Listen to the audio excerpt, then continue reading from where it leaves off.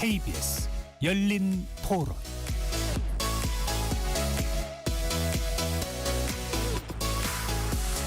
안녕하십니까? KBS 열린 토론 배종찬입니다. 미국과 이스라엘의 대이란 전쟁의 충격파가 우리나라와 동북아의 안보 환경에도 영향을 주고 있습니다. 최근 주한 미군의 방공자산 일부가 중동 지역으로 이동하고 있다는 소식이 나오면서 한반도 안보 공백에 대한 우려가 커지고 있는데요. 북한과 중국 사이 열차 운영 재개 소식까지 더해지며 동북아 정세에 미묘한 변화가 포착됩니다. 이런 가운데 미국과 중국 두 나라의 정상회담이 20여일 앞으로 다가왔는데요. 중동 전쟁과 미중 정상회담의 결과물이 동북아에 미칠 파장 전망해 보겠습니다. KBS 열린 토론 지금부터 시작합니다. 치열한 토론 속에서 더 나은 세상을 찾아갑니다. 올바른 세상을 만드는 첫걸음. 평일 저녁 7시 20분 KBS 열린 토론. KBS 열린 토론 함께해 주실 두 분 전문가 소개합니다. 강준영 한국외대 국제지역대학원 교수 나오셨습니다. 안녕하세요. 박원곤 이하여대 북한학과 교수 자리해 주셨습니다. 네, 안녕하세요. KBS 열린 토론 문자로 참여하실 분은 샵 9730으로 의견 남겨주실 수 있고요. 단문 50원, 장문은 100원의 정보 이용료가 붙습니다. KBS 1라디오의 모든 프로그램은 유튜브에서도 함께할 수 있으니까요. 많이 들어와 주시고 구독 꾹 눌러주시고 좋아요도 많이 보내주시면 좋겠습니다. 중동 상황이 하루가 다르게 급변하고 있는데요. 한반도 안보 환경에도 변화가 감지되고 있습니다. 미국과 중국 등 강대국들의 움직임. 시민분들은 어떻게 보고 있는지 유지 리포터의 취재로 먼저 듣고 오겠습니다. 근데 중국이 개입하면 사실 미국하고 더 악화되는 거 아닐까요? 여러 가지로 지금 경제적인 것도 그렇고 더 안 좋아지는 상황으로 갈 것 같다는 생각이 들거든요. 왜 서로 앙숙이니까. 이번 미중 회담에서도 기존에 했던 것처럼 솔직히 별다른 기대는 하지 못할 것 같아요. 아무래도 우리는 북한하고 관련이 있으니까 북한하고의 문제가 조금 심도 있게 의논이 돼서 조금이라도 좋은 방향으로 가면 너무 좋겠지만 우리의 기대하고는 또 다른 방향으로 가지 않을까라는 우려는 많이 있죠. 중국이 개입을 하게 되면 미국과의 더 큰 혼란을 좀 야기할 수 있을 것 같고요. 더 크게 나아가서는 정말 차기 세계 대전으로 갈 수 있는 또 우려도 있을 수 있을 것 같고, 이 사태는 중국이 개입한다고 해서 해결될 문제도 아니라고 보고요. 네, 중국은 중립적인 입장을 지켜야 된다라고 생각합니다. 중국이 중재자 역할을 조금 했으면 어떨까 하고 생각을 하는 편인데요. 그게 세계 경제 안정 때문에 지금 세계 경제 전체가 좀 영향을 받을 수 있을 것 같아요. 그래서 갈등을 완화하기 위해서는 중국이 이제 중간적인 역할을 잘 해줘야 되지 않을까. 중국이 러시아와 같이 큰 나라이기 때문에 미국하고 어떤 타협점을 만들어서 중재 역할을 하는 거가 가장 바람직하면서 인도적인 관점에서 중국이 나서는 게 가장 바람직하지 않나 생각합니다. 시민분들의 의견 어떻게 들으셨는지요? 먼저 이 전쟁 전황은 어떤지. 미국이 대공습을 또 추가적으로 이어갔는데요. 현지 시간으로 10일 미국과 이스라엘이 이란 전역을 또 집중 포격했습니다. 이란은 또 휴전 조건을 제시하고 있다고 하는데요. 과연 어떤 전황이 지금 전개되고 있는 것인지, 또 트럼프 대통령이 예고한 대로 전쟁이 조만간 끝이 날지 트럼프 대통령이 자체 판단하려고 하는 거 아니냐라는 이야기도 먼저 강 교수님 어떤 상황일까요? 네, 저는 이제 이게 원래 트럼프 대통령이 처음에는 4일 얘기도 했다가 4주, 6주 얘기도 했다가 지금 전반적인 흐름이 트럼프 대통령이 생각한 대로 안 가고 있는 거는 확실한 것 같아요. 이제 그 사이에 이 소위 이란은 어쨌든 공격을 당하는 입장이니까 굉장한 피해를 보고 있는 것 같고, 그러면 이제 이게 어떤 형태로든 간에 좀 끝이 보여야 되는데, 제가 판단할 때는 트럼프 대통령이 지금 이란을 완전히 파괴했다라고 얘기를 하고 자꾸 이런 이제 명분 쌓기를 하고 있는 걸로 봐서 이제 약간은 물러날 준비를 하고 있는 것 같아요. 특히 이제 3월 31일에 중국을 방문을 합니다. 지금 우리 청취자 여러분들이 중국 얘기를 굉장히 많이 하잖아요. 중국은 굉장히 지금 말을 아끼고 있습니다. 이 부분에 대해서. 근데 그건 트럼프도 마찬가지거든요. 그래서 어떤 형태로든 간에 이 베이징 방문하기 전까지는 방향을 확실히 잡고 가는 것이 트럼프 대통령도 중국에게 할 얘기가 생기는 겁니다. 지금 포인트는 어쨌든 경제 뭐 이런 쪽에 히토리오 문제, 연장 뭐 이 소위 작년에 경주에서 유예한 것들을 계속적으로 유예하는 이제 이런 협상하러 가는 거니까 그 예. 협상 조건을 잘 가지고 가야 된단 말이죠. 그런 의미에서 지금 아마 막바지에 서로 힘겨루기들을 최대한 그 텐션을 끌어올리는 그런 걸 하고 있는 게 아닌가. 그래서 오래 가면 너무 이제 파급 효과가 크니까 예. 조금 수습하려는 그런 흐름을 보이고 있지 않나 저는 그렇게 판단을 합니다. 박 교수님 어떻게 보십니까? 트럼프 대통령 끝내고 싶지만 못 끝내는 상황으로 봐야 될까요? 저도 큰 틀에서 우리 강 교수님 말씀에 다 동의를 하고요. 제일 중요한 것은 우리가 너무 트럼프의 입만 보고 있다.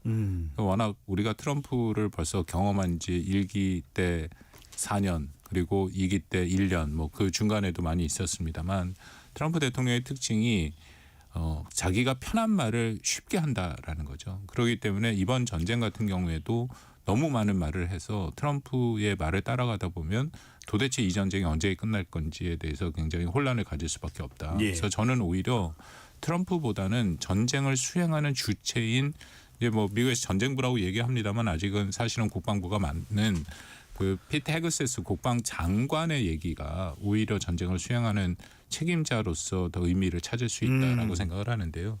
무슨 얘기를 했냐면 이번 전쟁은 3가지 원칙을 얘기했습니다. 단기전이다. 절대로 장기전으로 끌어가지 않는다. 두 번째가 대규모 지상군 절대 파병하지 않는다. 그러니까 영어를 써서 그렇습니다만 부스 언더그라운드 절대 안 한다. 그건 이라크 뭐에서 또 아프간에서 질질 끌어들어가서 20년간 테러와의 전쟁 해본 경험이 있지 않습니까? 그거 절대 안 한다. 세 번째는 국가 건설, 네이션 빌딩 하지 않는다. 그게 그러니까 트럼프가 계속 얘기했던 것이 체제 전환을 얘기했었잖아요. 리짐 체인지. 예. 그거 안 한다는 얘기를 했어요. 피트 헤그세스는. 그렇기 때문에 트럼프 대통령을 보고 우리가 계속해서 이 전쟁의 과연 목표가 뭐냐라고 얘기한 걸 보면 뉴욕타임스 같은 경우는 목표가 10개다라고 얘기하는데 저는 오히려 피트 헤그세스가 말한 이 3가지 목표가 맞다. 그렇다면은 현재 상황에서 전황을 판단하면요. 1차적으로 상당 부분 달성했죠. 처음에 1차적인 목표는 전쟁 수행 능력, 초기 전쟁 수행 능력을 그것을 제거하는 거다. 그건 주요 지휘부 이게 지금 참수작전이라는 얘기를 자꾸만 쓰는데 그건 굉장히 부적절한 표현입니다. 그건 이슬람 극단 테러주의자들이 쓰는 거고요. 정확한 표현은 주요 지휘부 제거 작전이라 해서 영어로 High Valued Target HVT 작전. 그건 한국도 갖고 있고 모든 나라가 다 갖고 있죠. 전쟁하면 저쪽 지휘부부터 제거를 해야 되지 않습니까? 전쟁 수행 의지와 능력을 꺾는다. 예.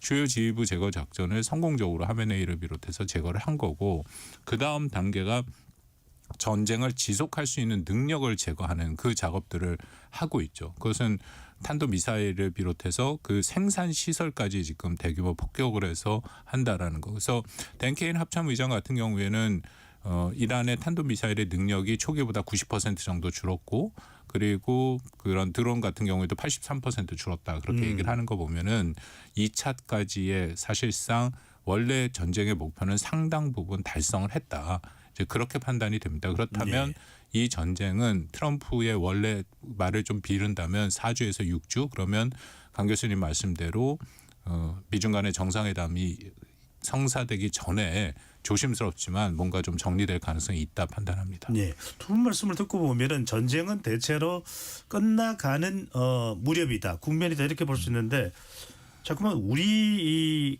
뉴스가 들려오는 것은 주한미군의 전략 자산이 중동으로 이동하고 있다. 발사체는 이미 이동됐다. 또 페이트리어트 또 사드까지 이동을 할 수도 있다. 정확하게 박 교수님 먼저 말씀 주시면 이동한 겁니까? 이동할 수도 있는 겁니까? 아니면 이따가 이동하는 겁니까? 그러니까 우리 정부나 한미 당국에서 절대로 공식적으로 발표를 하지 않겠죠. 왜냐하면 이거 자체가 우리의 전략 자산이기 때문에 발표했을 경우에 우리의 대비태에서 더 쉽게 말씀드려서 북한한테 불필요한 정보를 주게 된다라는 겁니다. 다만 저희가 전례가 있으니까 한번 말씀을 드리면 작년 6월 달에 12일 전쟁이 있지 않았습니까? 네. 중동에. 그때 한국의 페이트리엇 포대가 우리가 8개가 있는데 이제 주한미군이 갖고 있는 것 그중에 3개 포대가 중동에 갔다가 연말에 들어온 적이 있습니다. 이제 그런 것을 전례로 볼 때 그때보다 전쟁의 강도가 크고 또 더군다나 걸프 지역 국가들의 미군 기지가 다 산재돼 있는데 거기가 집중 타격을 받고 있는 이런 상황에서 그 지역들에 있는 기지를 보호하기 위한 방공 장비는 필요하다. 그리고 또 하나는 이게 좀 오해가 있는 것 같은데요. 예를 들어서 페이트리엇이나 사드 얘기가 있지 않습니까? 예. 그것은 고고도 중고도의 미사일 방어 체제잖아요. 이게 원래 붙박이형으로 어디 있는 것이 아닙니다. 미국이 처음부터 이 체제를 만들 때 사드도 그래서 사실은 맞습니다. 좀 그런 거잖아요. 48시간 내에 세계 어디든지 그것을 보내서 실질적으로 방공망으로서의 역할을 할 수 있도록 하는 신속 이동이 가능한 무기 체계들이거든요. 그렇기 때문에 한국에 있는 것도 완전히 붙박이형이 아니라 그런 순환 배치가 가능하게 만들어져 있고 더불어서 예비 전력도 같이 있습니다. 그래서 제가 정확하게 뭐 100%라고 말씀을 드릴 수는 없지만 일단 예비 전력이 좀 나가지 않았을까. 그래서 그것이 중요한데 중요한 것은 지금 당장은 그렇기 때문에 크게 대비 태세에 영향을 주지 않지만 이게 만약 장기전이 된다. 그렇게 해갖고 예비 전력뿐만 아니라 순환 전력까지도 필요한 상황이 온다. 그리고 그것이 다시 채워지는데 상당한 시간이 걸린다 하면은 우리가 아무래도 대비태세 북한이 이걸 또 틀림없이 알게 될 거고 예. 불필요한 그런 북한의 오해가 있을 수 있고 더불어서 방공망이라는 게 기본적으로 촘촘하게 있는 것이 맞죠. 우리 국내 한국의 방공망도 있습니다만 사드 같은 경우에는 개발을 하고 있는 LSM이 있습니다만 아직은 그 배치된 것은 아니고요. 이제 그런 면에서 좀 더 이 촘촘한 방공망에 길어질 경우에는 그 부분에 좀 부정적인 영향은 있을 수 있다라고 생각합니다. 예. 강 교수님 이 대목에서 사드에 주목하지 않았습니다. 페이트리어트는 또 미군뿐만 아니라 우리 군도 페이트리어트를 가지고 있는 거죠, 박 교수님. 그렇습니다. 우리도 예. 갖고 있죠. 근데 사드는 아닌 거죠. 예, 사드는 그 체제가 이제 고고도 방어망인데 그 체제는 없습니다. 그러니까요. 이게 얼마나 시끌시끌했습니까?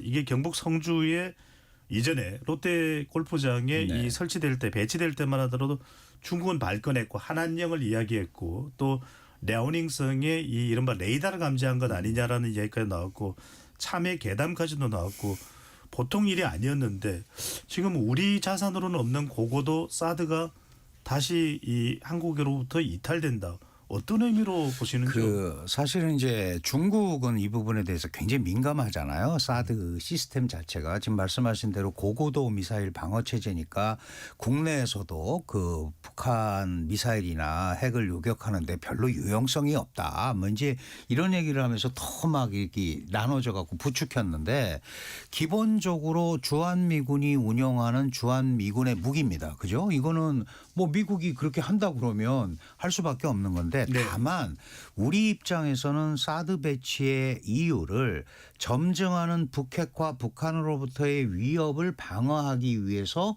배치를 한 거고 다만 중국은 북한 핵이라는 게 갑자기 생긴 게 아닌데 제네바 합의 90년대부터 있었던 건데 왜 지금 이 대목에 와서 미국의 행동대장을 하려고 하느냐. 이제 이래서 이게 문제가 된 거거든요. 근데 지금 이란하고 전쟁을 하면서 어쨌든 뭐 가성비 얘기도 많이 하죠. 미국의 이 소위 저가 이란의 드론을 요격하는데도 뭐 굉장히 수백만 불의 미사일을 쏜다 그러는데 지금 미국으로서는 각종 전략 자산을 다 끌어들일 수밖에 없는 거예요. 지금 문제는 중국은 뭐에 주목을 하고 있냐면 한미동맹 현대화라든가 주한미군의 전략적 유연성이 혹시 양안 간에 문제가 생겼을 때 언제든지 갈 수 있는 거 아니냐. 그거에 어떤 시범 케이스로 이번이 적용이 된 거다라고 이제 본단 말이죠. 패트리어트는 그렇게 갔는데 사드라는 우리가 강조하는 강력한 무기가 이 주한미군 특히 미국의 작전에 의해서 움직이는데 차출이 될 수 있다고 한다면 결국은 이거는 중국을 겨냥하는 무기가 돼버릴 수밖에 없는 거 아니냐. 제가 유심히 그 요 사드 반출 문제에 대해서 이제 요 며칠간 굉장히 자세히 봤는데 말을 굉장히 아끼고 있습니다. 중국에서요? 예, 중국이 그거에 대해서는 아직은 직접 물론 이제 확인도 뭐 정확하게 됐는지 안 됐는지 모르지만 이 잘못 얘기를 할 경우에 그게 이제 기정사실화 될 수 있잖아요. 그러니까 예를 들어서 동아시아 지역에 다른 문제가 생겼을 때 주한미군의 전략 자산이나 무기가 언제든지 갈 수 있는 이런 흐름이 되니까 그런 부분에 대해서 굉장히 조심하고 있는 그런 감은 느껴집니다. 그러나 우리한테는 상당히 향후에 부담으로 작용할 수 있는 거예요. 그래서 제가 말씀드리는 게 그래서 북핵 문제가 방향성을 잡지 못하면 우리가 이렇게 복잡해질 수밖에 없는 거다. 그러니까 당신들이 북한 핵 문제라든가 여기에 대해서 우리와 사실은 한중이 북한 문제 때문에 생기는 북핵 문제 때문에 생기는 문제가 많음에도 불구하고 서로 껄끄럽다는 이유로 북핵 문제는 얘기 안 하잖아요. 이제 이런 거를 벗어날 때가 됐다.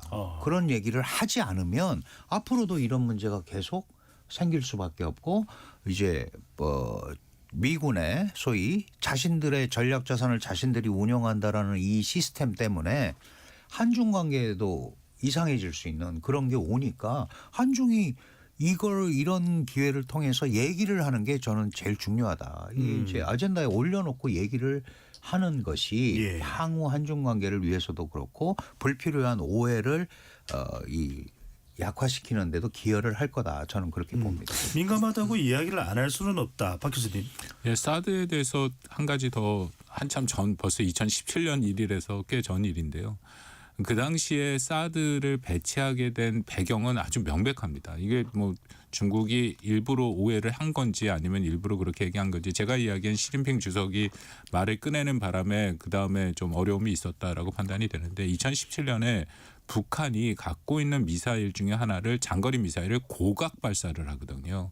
그래서 고각 발사라는 것은 이렇게 높이 치켜 올라갔다 떨어지는 거니까 그것을 막기 위해서는 적어도 중고도가 아니라 고고도 미사일이 필요해요. 그리고 하나 이 사드라는 게 사실은 한국을 방어한다기보다는 한국에 있는 주한 미군 기지를 방어하기 위해서 만든 겁니다.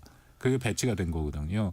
그래서 주한 미군 기지를 비롯해서 해외 주둔 미군 기지, 특히 인도 태평양 지역에 있는 미군 기지들은 작전 계획이 503으로 되는 작전 계획들이 있어요. 거기에 보면 그런 탄도탄 미사일 방어 체계라는 게 있는데 만약에 어떤 적성국이 그렇게 미사일을 새로운 형태로 만들어서 쐈을 때 그 기지가 위험에 처하게 되면 거기에 적절한 방공망을 방어 시스템을 갖고 오게 돼 있었습니다. 그러니까 이거는 매뉴얼에 있는 거예요. 그렇게 해갖고 당시 주한미군 사령관이 북한이 고각으로 쏘니까 우리가 그 고고도에서 막을 수 있는 방어 체계가 없기 때문에 그건 사드기 때문에 그래서 갖고 온 거거든요. 그래서 이거는 뭐 중국을 겨냥한 것도 아니고 원래 갖고 있었던 미국의 작전 계획 원칙에 따라서 갖고 온 것이다. 이게 2017년에 한참 했던 얘기인데 그 맞습니다. 얘기가 예. 다시 좀 요즘 나오고 있네요. 박 교수님 어쨌거나 이번에 이제 이 사드도 배치가 조정되는 모습을 보고 또 패트리엇도 주한미군이 보유하고 있는 것은 중동 쪽으로 이동했다라는 소식을 접하면서 주한미군의 역할 변경 아닌가 또 미국의 첨단 무기의 파괴력도 또 제약인되지 않냐. 그런데 보니까 이란에서 중국 기술의 방공망이 제대로 작동하지 않는다는 이야기도 나오고 이러다 보면 중국이나 심지어는 북한까지도 야 이거 페이트리엇하고 사드의 위력이 대단하구나. 이게 또 위협이 될 수 있을까요? 그 전반적으로 이번에 뿐만 아니라 베네수엘라의 마두로 작전을 비롯해서 미국이 보여준 군사적인 능력은 그것이 뭐 잘했다 잘못했다라는 그런 판단을 하기 전에 그 군사적 능력만 놓고 보면은 대단한 거죠.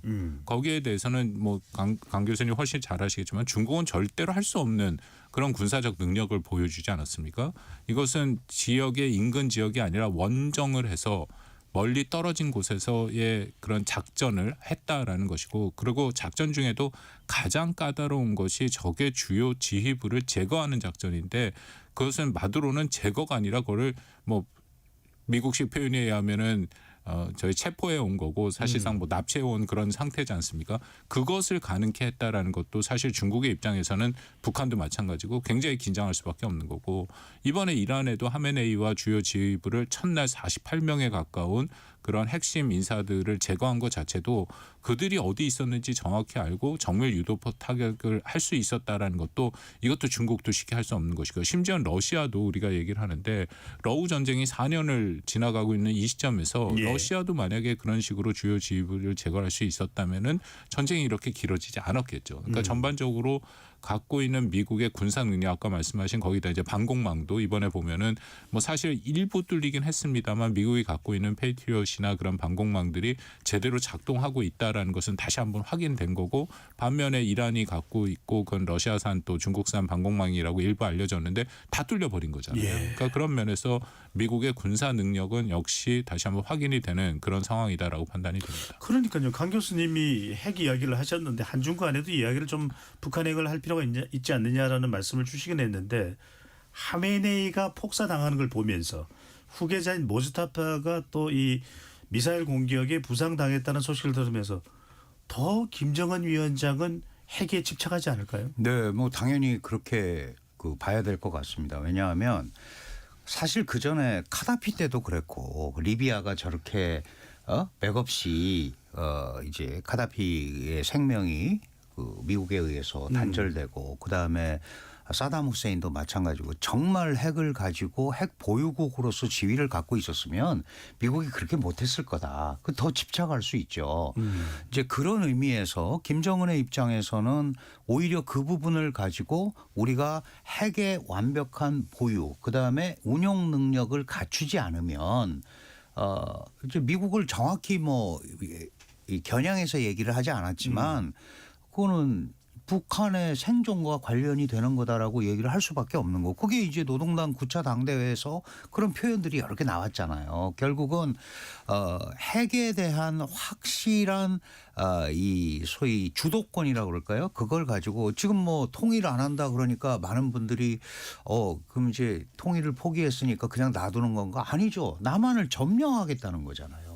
핵 능력을 가지고 막강한 핵 능력을 가지고 점령하겠다는 거죠. 지금 이제 박 교수님 말씀하셨지만 이 최근에 미국이 보여준 이런 행동, 이런 막강한 정보력과 육해공, 특히 뭐 이제 연합 작전 능력이 아주 뭐 육군은 투입도 안 됐지만 그게 아주 적나라하게 드러났잖아요. 거기에 소위 베네수엘라나 이란한테 제공한 중국산 방공망은 뻥뻥 뚫려버렸단 말이죠.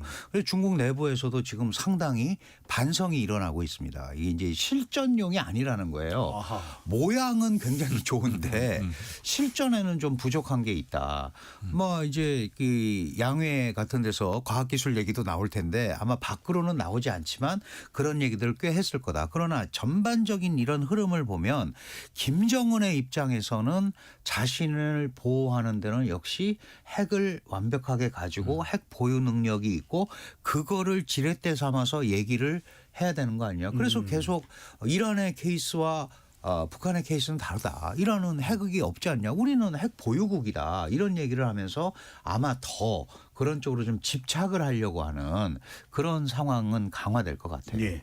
이 군사 전문가들의 외신 보도를 보면 군사 기술만큼은 이번 이란 사태를 보니까 미국이 중국보다는 10년 정도 앞서 있는 거 아니냐라는 이야기 나오는데 그럼에도 불구하고 전쟁이 좀 길어지다 보니까 일본의 지원을 요청할 가능성도 있다.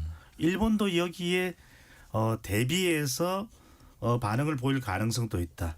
박 교수님 실제로 어떻게 보십니까? 그리고 이럴 때 우리의 태도가 또 상당히 또 민감해질 수가 있거든요. 예. 가능성이 있다고 저는 봅니다. 그러니까 일본이나 한국도 정확히 말씀하셨는데 트럼프 대통령의 성징을 우리가 보면 기본적으로 호르무즈 해협을 통해서 원유를 수입하는 국가 중에 그 비중이 높은 국가들을 그 국가들을 일단 타겟으로 잡을 가능성이 있는데 그게 한국과 일본, 중국이잖아요. 근데 중국한테는 뭐라고 할 가능성은 없는데 한국과 일본 같은 동맹국에게는 트럼프 대통령이 언젠가는 이렇게 얘기할 수 있습니다. 아니 호르무즈 해협에서 그렇게 원유를 수입하는데 그럼 너희들이 가서 지켜야지 언제까지 미국의 그런 도움을 받을 것이냐라는 측면에서 늘 비용을 얘기하고 책임을 따지는 트럼프 대통령에서는 그런 반응이 나올 가능성도 배제할 수 없다라는 것이고요. 그리고 뭐 그저께 계속 나오는 이런 얘기를 보면 왜냐하면 이거는 호르무즈 해협에 어쨌든 이란이 아직은 확실하지 않습니다만 기뢰를 부설을 했다라는 얘기가 들리고 있잖아요. 뭐 미국에서는 했다 해서 뭐 제거를 했다라는 얘기도 나오긴 하지만 기뢰를 제거하는 작전을 소해 작전이라고 합니다. 그러니까 전 세계에서 그것을 할 수 있는 작전 능력을 갖고 있는 국가들이 많지 않아요. 물론 최고의 작전 능력을 갖고 있는 국가는 미국이고요. 그 다음이 일본입니다. 일본이 소외 작전 능력이 커요. 그래서 한미일 훈련을 하면 우리가 늘 잠수함 탐지와 더불어서 기뢰 제거라는 소외 작전을 같이 합동 훈련을 하거든요. 그런 면에서 일본을 얘기할 수도 있는 거고 방금 말씀하신 것처럼 한국도 거기에 관련돼 있을 수 있죠. 왜냐하면 그 지역의 그 수송로를 안전하게 보호하기 위해서 아덴만의 청해부대 같은 경우에 있으니까 뭐 그걸 뭐 그쪽으로 보내라라든지 뭐 그럴 가능성. 근데 다만 거기에 전제는 전쟁이 길어질 때고 그리고 정말로 이란이 이거 뭐 나중에 얘기할 기회가 있을지 모르겠습니다만 기뢰를 부설한다는 것은 사실은 자기 자신의 그런 굉장히 큰 퇴로를 막는 행동이라고 이란이 하면 그렇다고 생각을 하는데 정말 그런 행동까지 한다라는 전제하에서 드리는 말씀입니다. 예. 그런데 강 교수님, 일본이 이 미국을 군사적으로 지원하는 것은 그렇다 치고 왜냐하면은 다카이치 사네가 대만 일은 일본 일이다. 이래서 가뜩이나 기분이 나쁜 상황인데 우리가 이 이란 중동 사태에 미국을 군사적으로 지원할 때 중국의 시각이 상당히 악화될 가능성이 열려 있지 않습니까? 예, 당연히 그렇게 있습니다. 근데 이제 사실은 지금 이제 우리는 에너지 수입국으로서 그것 때문에 뭐 어디를 지원한다 이게 아니고 이 주요 수송로잖아요. SLOC라고 우리가 이제 보통 얘기를 하는데 예를 들어서 지금 호르무즈 해협 이쪽은 이제 홍해입니다. 사우디 이쪽에서. 그러면 결국 중동 석유가 이 두 군데서 지나서 말레카 해협을 거쳐서 남중국해로 들어와서 대만 해협을 통해서 한 90%는 일본으로 가고 우리도 한 75% 80%가 온단 말이죠.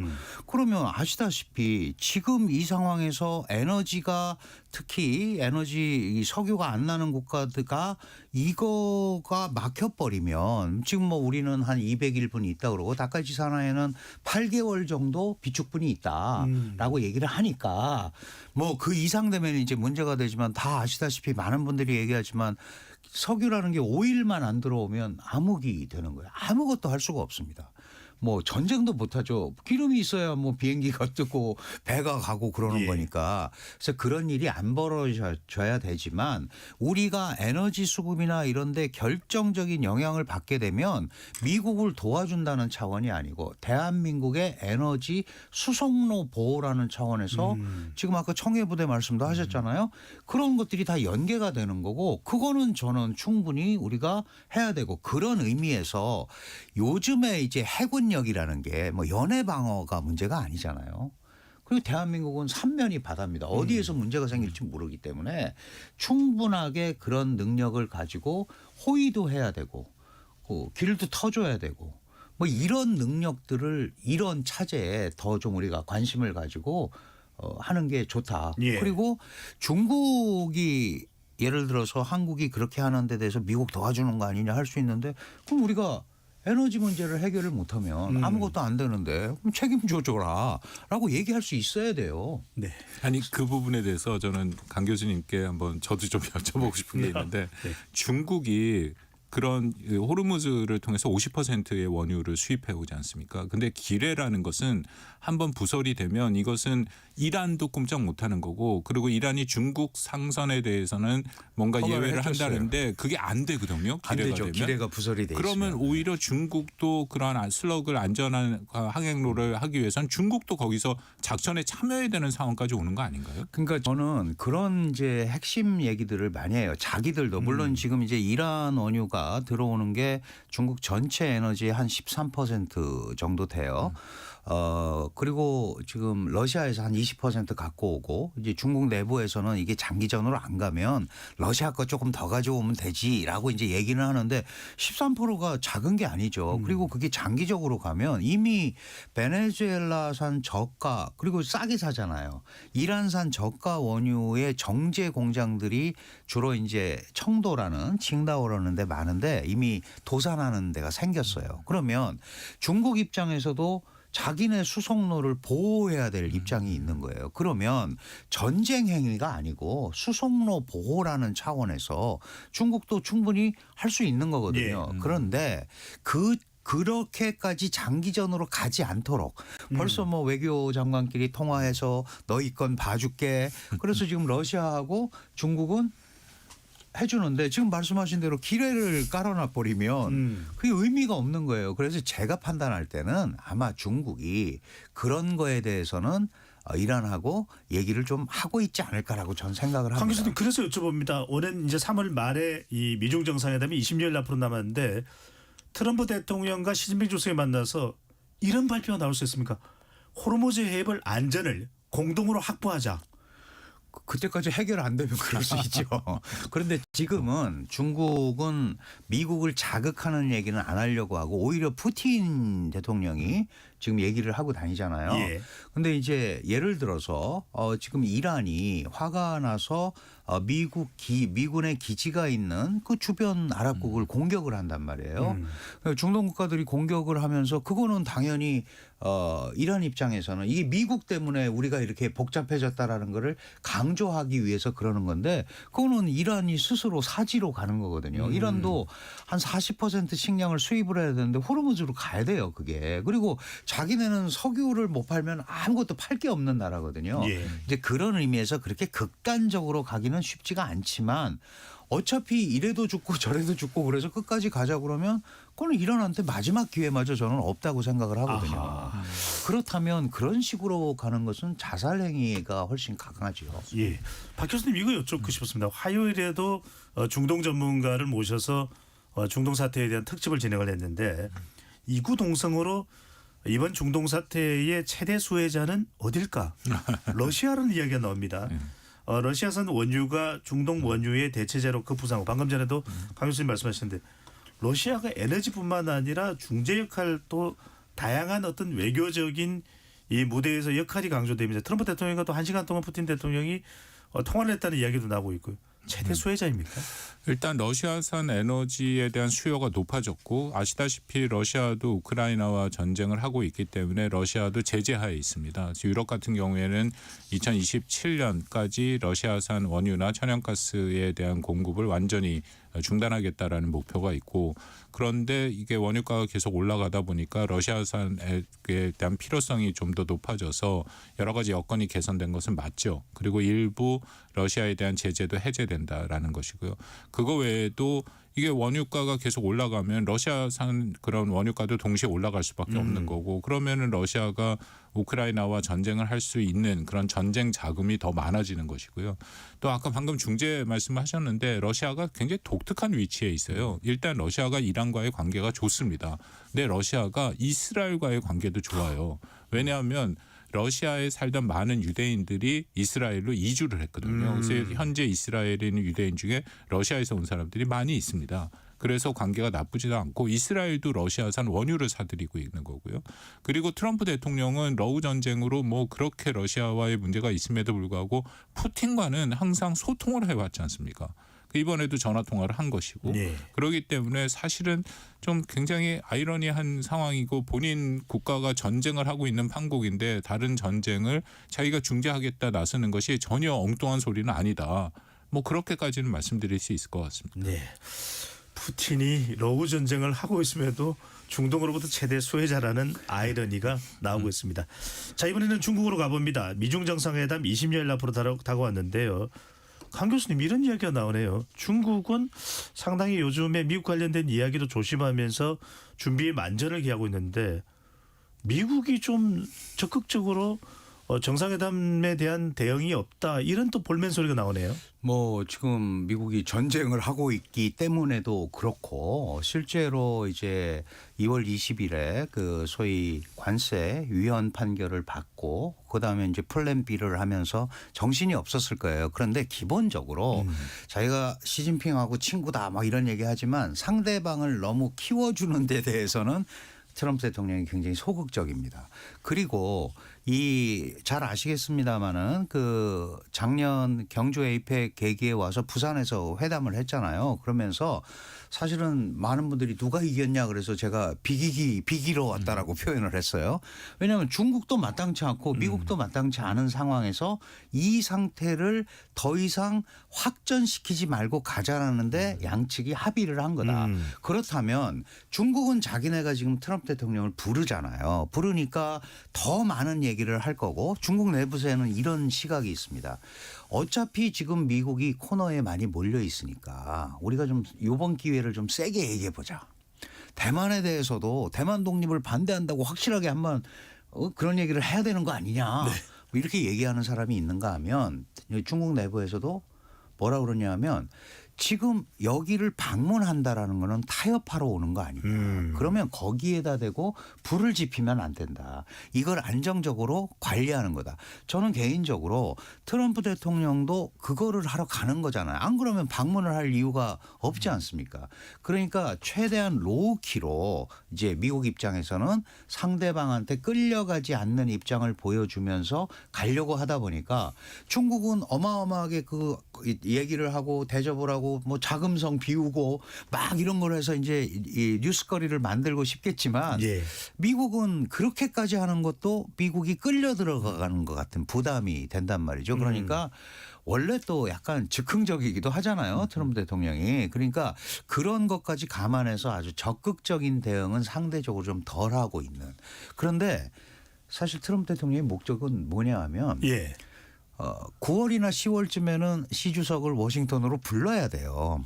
그래야 중간 선거에도 이 미중 양국이 상호 방문이라는 게 있잖아요. 그럼 이왕 올 거면 중간 선거 전에 와야 되지 않습니까? 그럼 그런 시간표를 정해놓고 예. 있는 거거든요. 그래서 이게 뭐 극단적으로 막 이렇게 세게 하거나 아니면 너무 막 상대방을 이상하게 만들거나 그런 일은 없는 약속 대련의 형태가 될 가능성이 약속 높다. 대리는 크다. 그럼에도 불구하고 단도직입적으로 궁금해하시는 분들이 많으니까 강 교수님 여쭤보고 바로 박 교수님 가겠습니다.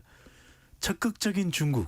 그래도 뭘 얻어내야 시진핑 주석이 성공일까요? 그 지금 이제 중국이 계속 강조하는 거는 이 다자주의적인 소위 자유주의적 국제 질서가 미국에 의해서 깨졌고 그 미국이 그런 것들을 특정 국가나 이런 데를 겨냥해서 자꾸 한다. 그러니까 그렇게 가면 안 되는 거다. 이제 그런 미국을 바라보는 중국의 입장은 이번에 그 양회에서도 네. 그 왕이 부장이 기자회견을 했는데 미중이 친해져야 한다는 거예요.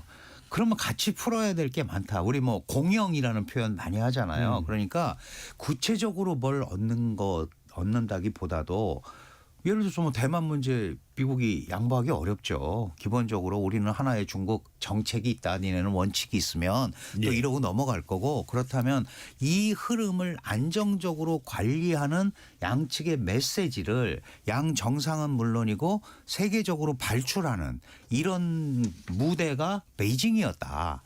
이런 것들을 오히려 더 강조할 가능성이 높습니다. 네. 박 교수님 보시기에는 소극적인 미국. 그래도 중국을 방문합니다. 뭘 얻어내야 지금 이란과 전쟁까지 벌이고 있는데 성공일까요? 트럼프가 소극적으로 보이는 것은 일종의 협상을 위한 자신의 그런 수법일 수 있는 거죠.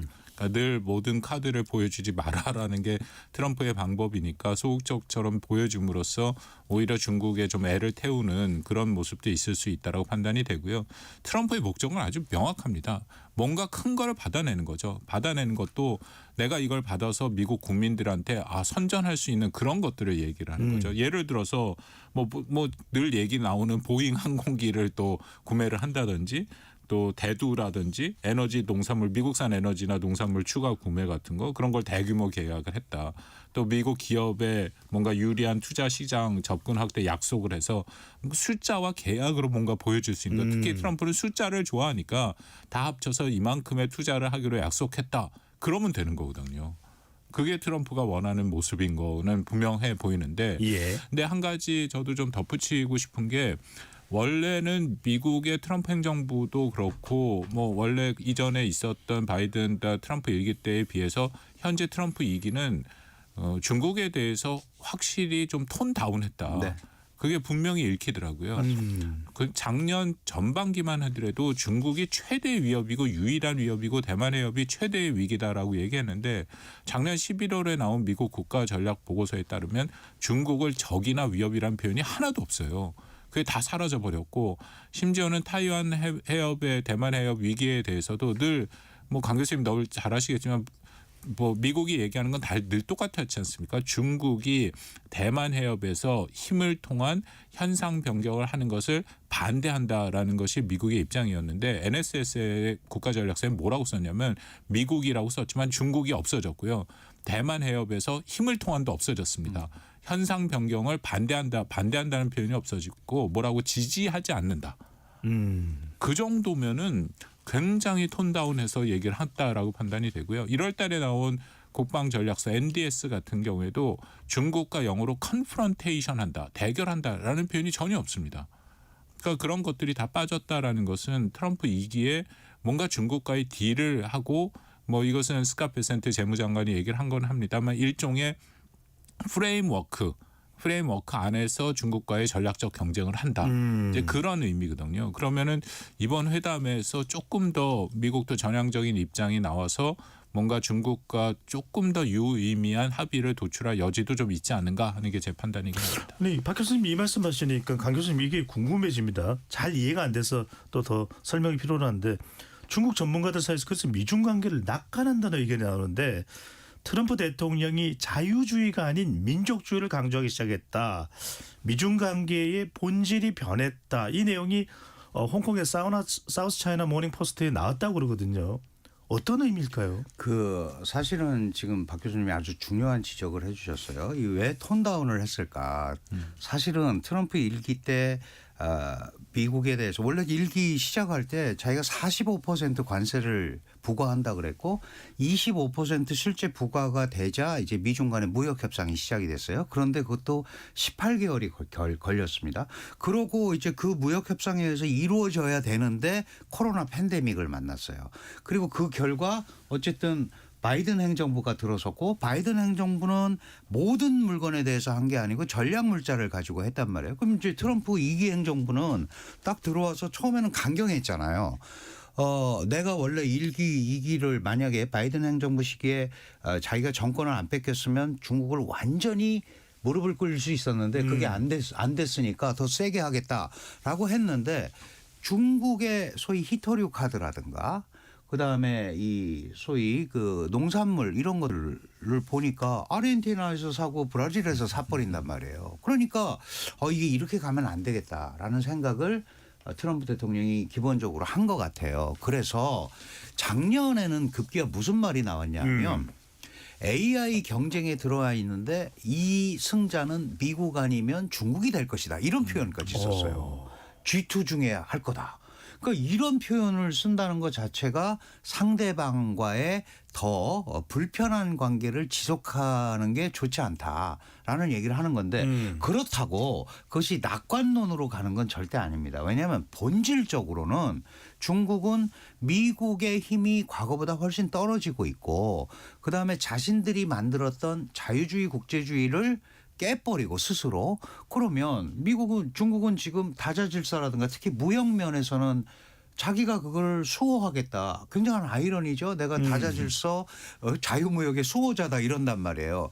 그러면 문제가 뭐냐 하면 중국 입장에서 미국을 대체할 수 있는 대체제를 내놓을 수 있으면 시스템을 그러면 중국이 생각한 대로 갈 수 있어요.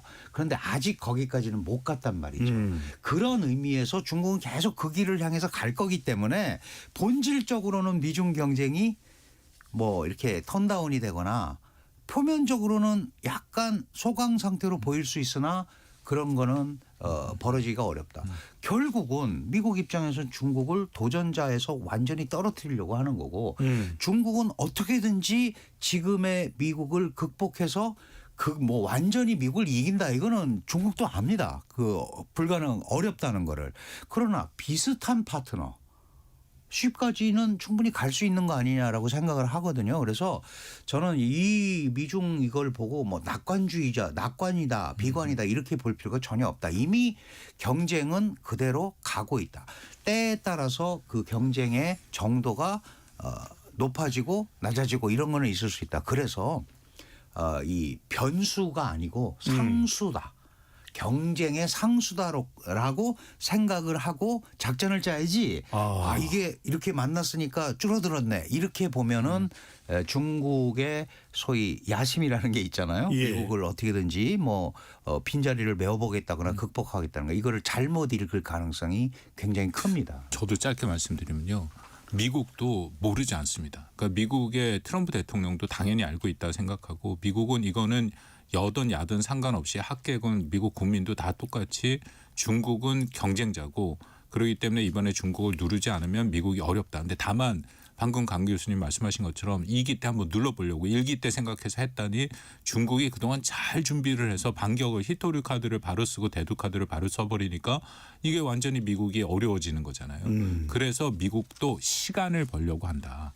그러니까 공급막 재편하고 히토류 자신들도 새롭게 만들어내고 그리고 첨단 AI 산업에서 확실한 우위를 점하기 위해서는 미국뿐만 아니라 한국을 비롯해서 동맹국의 힘을 얻어서 하는데 시간이 필요하기 때문에 일종의 시간 벌기라고 생각을 하지만 방금 말씀하신 것처럼 기본적인 이 갈등과 경쟁의 구도는 바뀌지 않았다. 저도 그렇게 생각합니다. 네, 재밌네요. 실제로 지금 청와대 국제안보전략센터의 다웨이 소장도 미국이 전략적 후퇴를 하고 있는 것이다. 이 이야기를 하네요, 교수님. 네, 뭐 실제로 그렇습니다. 왜냐하면 이번에 아주 또 재밌는 일, 이란에서 석유가 못 가면 미국 거 샀어라.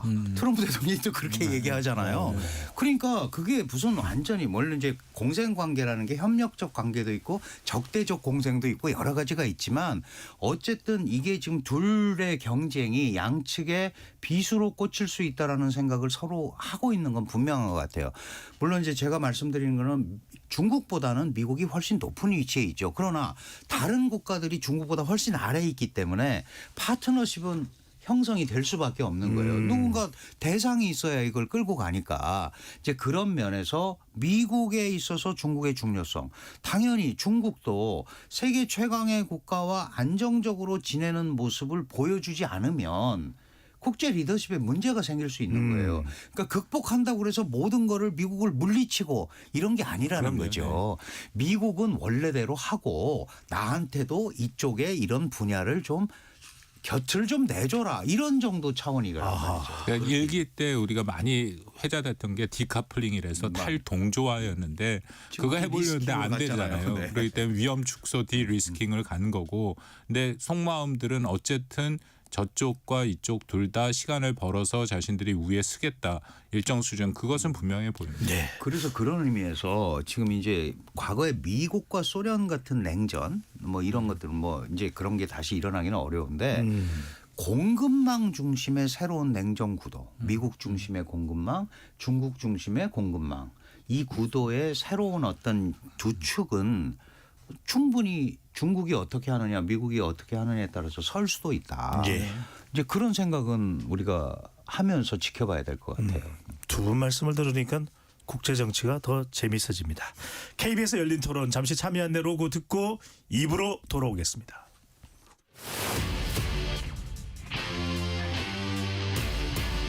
토론에 정답은 없습니다.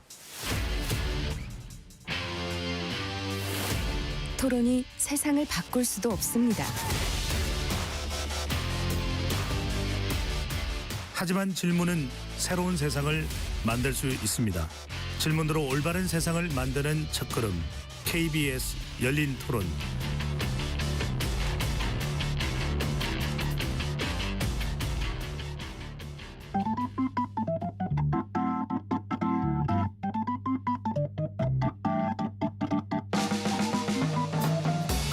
세상을 바꾸는 질문, 열린 토론이 시작합니다. KBS 열린 토론은 언제나 열려 있습니다. 단문 50원, 장문 100원의 유료 문자 샵 9730 그리고 KBS 어플리케이션 콩으로 여러분의 의견을 남겨주세요. KBS 열린 토론 2부 이어가겠습니다. 이란 전쟁과 미중 정상회담이 한반도에 미칠 파장에 대해서 토론하고 있습니다. 스튜디오에 박원권 이하여대 북한학과 교수, 강준영 한국외대 국제지역대학원 교수 두 분과 함께하고 있습니다. 강 교수님, 뭐 중국 최대의 이 정치 행사라면 양해, 리양후이 아니겠습니까? 뭐 얼마 전에 끝났죠. 근데 이 양해 행사 중간에 평양과 베이징을 잇는 왕복 열차가 6년 만에 운영을 재개했다. 6년 만에 재개한다. 비행기는 오고 가고 했습니다. 평양의 순안공항으로 또 베이징 서도공항으로 열차가 다니기 시작했다. 어떤 의미입니까?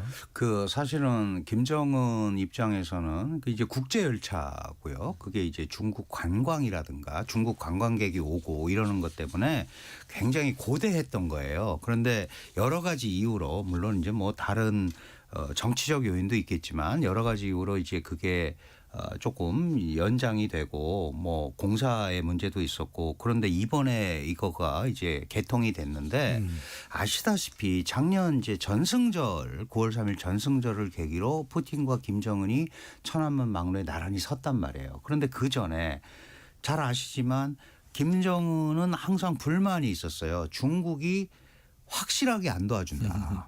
도와주려면 좀 확실하게 도와줘야 되는데 그래서 택한 게 마침 러시아 우크라이나 특히 러시아가 우크라이나의 전쟁과의 아시다시피 포탄도 모자르고 이제 급기야는 나중에 병력까지 파견을 했잖아요. 이러면서 자신의 러시아와의 관계를 강화를 하니까 그게 사실 약간 먹힌 면이 있죠. 그러면 중국 입장에서 보면 한반도 특히 한반도 남북한에 대해서 동시 수격으로서 가까이 있는 지척에 있는 중국이 영향력을 발휘하고 있었고 그것이 북한에 대한 영향력을 갖고 있어야 남한에 대한 영향력도 중국 입장에서는 세지는 거거든요.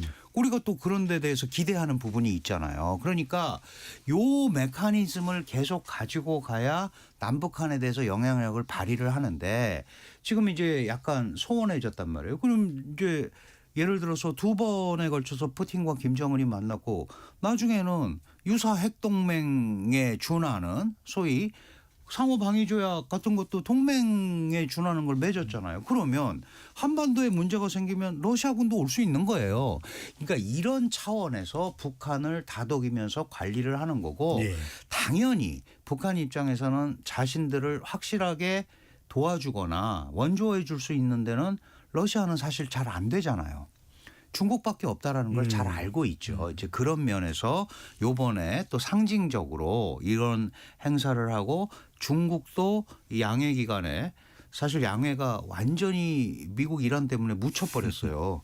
이게 엄청나게 많이 얘기가 됐어야 되는데 예. 이제 못했는데 요 상황에서 중국의 북한에 대한 전략이 조금 올라간 사실은 9차 당대회 축전에서도 과거와는 다르게 김정은을 호칭을 하고 그런 것들이 살짝 나타났거든요. 그러면은 중국이 북한의 전략 지위를 조금 올렸구나라는 느낌이 들 만큼 예. 하는 그 용어들이 많이 나왔어요. 그 전에 축전과 비교해 보면 알겠습니다. 그런 연장선상이 네. 아닌가 이렇게 봅니다. 박 교수님 그런 이유가 일종의 이 정치적 외교적 신경전이라고 해야 될까요? 그러니까 이제 곧 미중 정상회담이 있는데 하도 트럼프 대통령이 김정은 위원장 햄버거 이야기하니까 중국이 이 기회에 북중 밀착을 보여주자.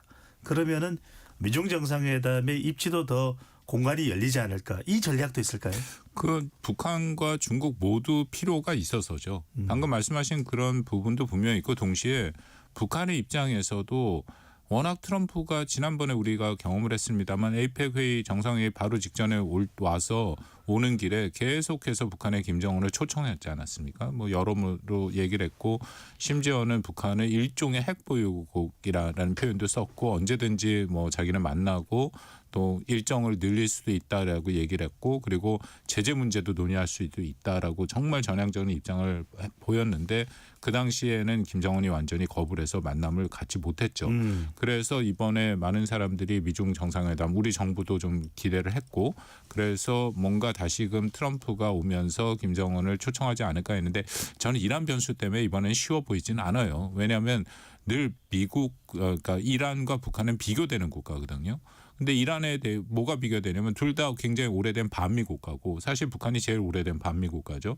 그리고 핵을 또 개발 보유하고 있는 국가고 예. 그러려고 하는 국가고 이제 그런 면에서 비교가 되는데 이란은 그렇게 주요 지부를 제거를 하면서 군사작전을 통해서 전쟁까지 하고 있는데 언제까지나 북한의 김정은에 대해서는 유화적인 그런 제스처를 보일 수 있을 것이냐. 이제 그런 한계가 있기 때문에 이번 이란 전쟁 변수로 인해서 조금 덜할 수는 있다. 근데 이번에 아까 말씀하신 6년 만에 재개된 것도 있고 또 강 교수님 말씀하신 것처럼 북중 간에 뭔가 해빙의 기류가 보인다는 것은 북한의 입장에서는 앞으로 있을 미북, 북미 간의 협상을 앞두고 좀 뒷배가 필요한 거죠. 그건 우리가 2017, 18년에 충분히 보지 않았습니까? 17년까지 그렇게 그 당시에도 북중 관계 안 좋다가 2018년에 트럼프가 만난다고 하니까 바로 시진핑이 김정은을 베이징으로 초청을 해갖고 회담이 성사됐지 않습니까? 김정은 취임 후에 권력을 잡은 후에 처음 회담이 그렇게 이루어졌는데 약간 그런 면에서도 뭔가 안전대를 갖고자 하는 김정은의 생각도 거기서 작동하고 있지 않는가라는 생각이 있습니다. 예, 강 교수님도 지난번 출연에서는 미중 정상회담 때 김정은 위원장을 전후에서 만나는 게 쉽지는 않을 것이다. 네. 이게 말씀 주신데 일단 열차가 재개됩니다. 그리고 중동 사태로 인해서 환경도 좀 변했습니다. 만날 가능성 교수님 그러니까 있을까요? 예를 들어서 그 뭔가 이제 미중 간에 북한을 놓고 얘기가 잘 뭐 되거나 또는 미국이 북한과 얘기할 필요성이 있어야 되잖아요. 근데 그 물론 이제 트럼프 대통령이 최근에 조건 없는 대화를 얘기를 했어요. 근데 북한은 계속 조건을 걸고 있잖아요. 비핵화 얘기하면 안 만난다. 우리는 핵을 포기할 수 없다. 우리는 핵 보유국이다. 오히려 저쪽이 지금 이제 핵을 들고 나온 거예요. 그러면 예를 들어서 비핵화 얘기를 안 하고 북한이 요구하는 적대시 정책 철회라든가 제재 철회 이게 뭔가 딜이 이루어지는 그림이 그려져야 될 텐데 그게 지금 이 상황에서 트럼프 대통령이 그거를 할 수 있을까? 그러면 저는 이제 그런 면에서 만날 수는 있지만 구체적으로 뭔가 내놓기가 굉장히 어려운 부분들이 많다. 그리고 북한과 미국이 1대1로 짝짝꿍이 돼서 딱 가면 중국이 그거를 좋게 바라볼까요? 저는 그 생각도 합니다. 왜냐하면 그 전에 우리가 이제 남북 대화를 하면서 우리가 북한을 설득해서 미국한테 얘기를 했잖아요. 김정은이 비핵화 의지가 있는 것 같아 한번 만나라. 그래서 북미 대화도 성사가 됐단 말이에요. 이럴 때 제일 조바심을 냈던 게 중국이에요. 우리 빼고 저렇게 간다. 그런 거는 아마 중국이 못 참을 겁니다. 그래서 지금 말씀하신 대로 그 박 교수님 얘기하셨지만 트럼프 만난다고 그러니까 7년 만에 그렇게 안 만나주다가 그 1년 동안 5번을 만났어요. 왔다 갔다 하면서 그럴 만큼 북한 카드가 중국한테도 유효하죠. 그런데 그게 자신들의 흐름 어떤 뭐 얘기와 상의와 이거 없이 가는 거 그거에 대해서는 중국이 그다지 반기지 않을 거다. 그리고 스포트라이트를 저쪽에 확 받는 것도 중국 입장에서는 싫은 거죠. 이제 그런 것도 있을 것 같습니다. 양해도 주목을 못 받았는데 중국은 북한을 놔두지 않을 것이다. 그런데 말입니다. 박 교수님. 북한의 태도가 대한민국에 대해서는 그렇게 날을 세우고 있으면서 북한이 싫어도 너무 싫어하는 한미연합훈련이 있지 않습니까? 자유의 방패, 프리덤 쉴드. 이 연습이 이제 시작이 됐습니다. 그런데 다른 때 같았으면 상당히 비난과 비방의 수위를 높였을 텐데 그렇게 또 수위가 높은 편이 아닙니다. 뭔가 좀 밑자락을 깔아놓는 것이다. 트럼프 대통령과 김정은 위원장의 만남에 그렇게 봐야 될까요? 아닐까요? 그렇다라고 보입니다. 왜냐하면 트럼프 2기 등장해서 지금까지 미국에 대한 비난의 수위를 보면 굉장히 절제된 언어를 쓰고 있다. 방금 말씀하신 한미연합훈련에도 김여정 이제 부부장이 아니라 부장이죠. 총무부장이라고 알려져 있으니까 김여정 부장의 그런 담화를 보면은 굉장히 절제돼 있고 특징이 뭐냐면 일단 미국 대통령이라는 표현도 없고요. 트럼프라는 표현도 없습니다. 그리고 개인에 대한 비난도 없습니다. 참고로 이전에 바이든 대통령 같은 경우에 영어로 도탈드라고 해갖고 그거 굉장히 어려운 단어더라고요. 제가 미국 그 학생이 있는데 그 학생한테 그 단어 아느냐 하니까 자기 모른다고 얘기하는데 이 노망난 늙은이라는 뜻이거든요. 그러니까 그런 거친 언사를 썼는데 트럼프에 대해서는 한 번도 그런 거친 언사를 쓴 적이 없었다. 그 의미는 저는 북한의 김정은이 트럼프를 만날 생각이 있다라고 판단이 됩니다. 일단 작년 9월 달에 있었던 최고인민회의 때 무슨 얘기를 했냐면요. 나는 트럼프 현 미국 대통령 트럼프에 대해서 좋은 추억을 가지고 있다. 이번에 9차 당대회 때 뭐라고 얘기했냐면요. 헌법에 명기된 북한 헌법에 명기된 우리 국가의 현 지위를 존중하며 대조선 적대시 정책을 철회한다면 우리도 미국과 좋게 지내지 못할 이유가 없다. 북한이 이 정도 얘기하게 한 것은 만나겠다라는 그런 의지를 표명했다라고 보입니다. 물론 방금 말씀드린 것처럼 조건을 달기는 하긴 했지만 그만큼의 의지가 있고요. 저는 왜 만나려고 하냐? 결국 제재라고 생각합니다. 아까 강 교수님 말씀하신 것처럼 북한이 중국과의 관계에서도 불편함을 느낀 게 중국은 노골적으로 제재를 위반하면서 러시아처럼 북한을 도와주지 않잖아요. 이제 그것에 대한 불만이 큰 거고 그렇다면 결국 제재 해제가 북한의 입장에 입장에서는 자신들의 경제 회생도 필요하고 더불어서 사실상 핵 보유국으로 가는 경로에서도 제재가 해제돼야 되는 두 가지 목적 때문에 트럼프와 담판을 모색하겠다. 근데 이번에 미중 정상회담에는 좀 쉽지 않을 거라고 생각을 하지만 어쨌든 트럼프의 임기를 생각한다면 중간 선거 이후 좀 늦긴 합니다만 어쨌든 뭔가의 변동은 만나려고 하는 시도는 양측에서 다시 있을 수 있다 판단합니다. 네. 두 분께 좀 여쭤봐야 될 것 같습니다. 참 언론 미디어 보도에서 많이 나오는 게 베네수엘라의 마두로 대통령도 뉴욕으로 3시간 만인가 납치되지 않았느냐. 하메네이도 그 이란 시아파의 정신적 또 종교적 지도자인데 폭사되지 않았냐. 김정은 위원장이 정말 급에 질려 있을 것이다. 이런 상황에 대해서 미국에 대해서 정말 그럴까요? 어떻게 보십니까? 아니, 실존적 위협이야 당연히 느낄 수 있죠. 왜냐하면 뭐 100m가 있어도 벙커버스터로 뚫어버리고 지금 이번에 보여준 게 정보력, 그다음에 작전 능력 이거가 한 번에 다 보여졌잖아요. 그러니까 마음만 먹으면 할 수도 있다라는 생각을 왜 못하겠습니까? 그러니까 실제로 다 사람이잖아요. 그리고 그 이제 미국에 노출이 되면 그런 상황이 올 수도 있다라고 생각을 하는데, 근데 이제 북한 같은 경우는 최고 지도자가 그 사망을 하면 뭐 핵이 자동 발사되는 뭐 그거야 막으면 되는 거죠. 막으면 되는 건데 그럴 만큼 나름대로 자신이 이 소위 북한의 지도자로서 대접을 받으면서 하려고 있는 거니까 모양은 그런 식으로 가겠지만 저는 충분히 실존적 위협을 느낀다고 생각을 합니다. 예. 박 교수님 어떻게 보십니까? 정말 이게 트럼프 대통령도 미국의 이런 군사력이 두려워서 만나기를 꺼낼 수도 있을 것이다. 잠을 못 이룬다는 이야기도 나오는데 이런 게 다 어떻게 신빙성이 있는 이야기입니까? 저는 몇 가지 증거가 보이는데요. 일단은 뭐 당연히 두려움을 느끼고 있다라고 판단이 됩니다. 그 증거를 뭐를 말씀을 드리냐면 이란의 전쟁이 시작이 된 이후에 오히려 북한의 김정은 위원장의 그런 움직임이 너무 일상적인 움직임이에요. 더 활발하게 움직입니다. 그것이 오히려 좀 더 이상한 거죠. 경제 시찰 가고. 예, 그리고 심지어 뭐 부녀자다회 주에도 데리고 나오고 계속해서 뭐 총도 쏘고 최연함에서도 2번이나 그렇게 미사일 쏘는 걸 보여주고 굉장히 활발한 현지 지도를 하고 있거든요. 오히려 그것이 좀 더 이상하다 말씀을 드린 게 이건 위기입니다. 북한의 김정은 입장에서는 위기죠. 왜냐하면 어쨌든 제일 핵심이 최고 지도자가 어디 있는지를 숨기는 게 북한에선 가장 중요한데 미국이 마두로는 심지어는 체포를 해왔고 하메네이도 그렇게 했는데 바로 폭사를 시켜버렸다면은 영어로 whereabout, 그러니까 김정은이 어디 있는지 미국이 충분히 알 수 있다라는 걸 보여주는 거지 않습니까? 그렇다면은 오히려 정상적으로 반응한다면 일단 자신의 그런 어떤 그런 그 피할 수 있는 공간이라든지 그런 걸 재점검해야 되는 거고, 그리고 이번에 아까 말씀드린 것처럼 방공망 다 뚫렸지 않습니까? 그 방공망 같은 거 재점검해야 되고 갖고 있는 농축우라늄이나 플루토늄 같은 것도 어디에 있는지 다시 그런 거 사실 국가 비상사태를 선포하고 재점검을 해야 되는데 부녀자 대회에 주애를 데리고 나타나고 있다. 이거는 굉장히 정치적인 메시지고 오히려 자신의 불안감을 애써 감추려고 하는 그런 모습이다라고 좀 판단이 됩니다. 오히려 평화적이고 좀 여유 있는 모습이 더 긴장한 위기 상황일 수도 있다라는 말씀인데 중국 이야기 또 안 여쭤볼 수 없습니다. 워낙 이 양해 자체가 중국의 최대 정치 행사인데 잘 안 알려지다 보니 오늘 폐막을 했습니까, 교수님? 네, 그렇습니다. 아니, 어떤 내용이 핵심입니까? 그 양회는 2개 회의입니다. 하나는 정치협상회의고 하나는 예. 전국인민대표대회인데 정치협상회의하고 이걸 왜 같이 여냐면 중국이 1949년에 만들어졌잖아요.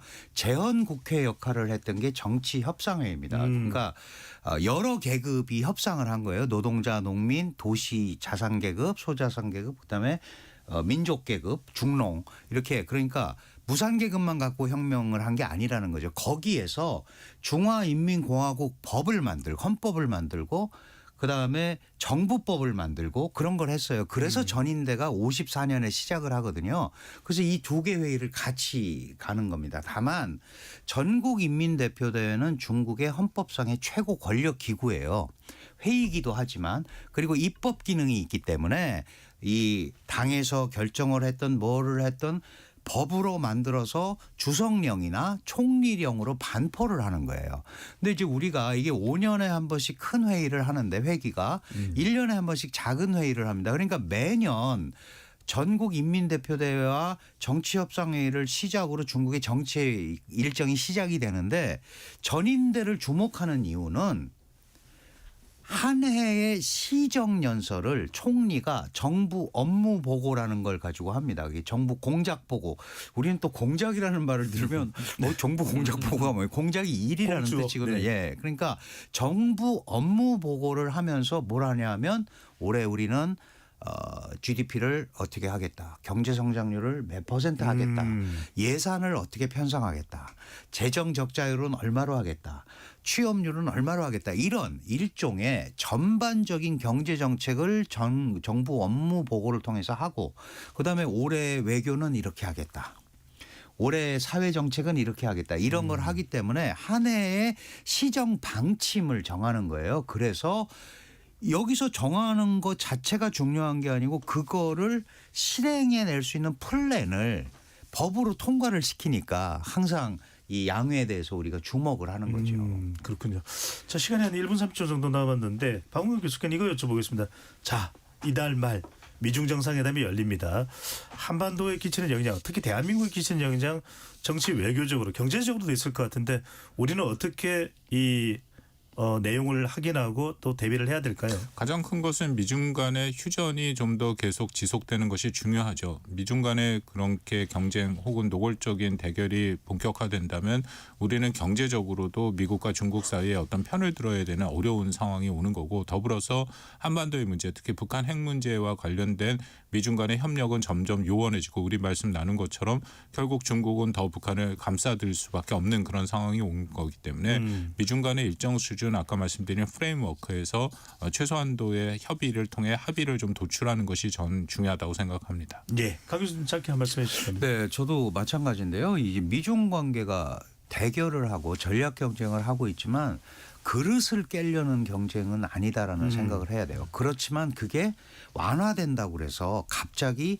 뭐 이 유화적 분위기로 가거나 그럴 가능성도 없다. 저거는 늘 상수로 두고 그러니까 변수가 아닙니다. 그러면 우리도 뭐 미국과 중국을 선택해서 해결이 되면 선택하죠. 그런데 그게 안 된단 말이죠. 그래서 제가 늘 강조하듯이 이거는 되고 이거는 안 된다라는 설득. 미중은 설득의 대상이다라는 생각을 하면서 가야 우리가 북한에 대한 레버리지도 생긴다. 예. 저는 그 말씀을 마지막으로 드리고 싶습니다. 알겠습니다. G2 관계 속에서 우리의 국익, 우리의 실용은 어떻게 챙겨야 될지를 대비하는 것도 매우 중요할 것으로 보입니다.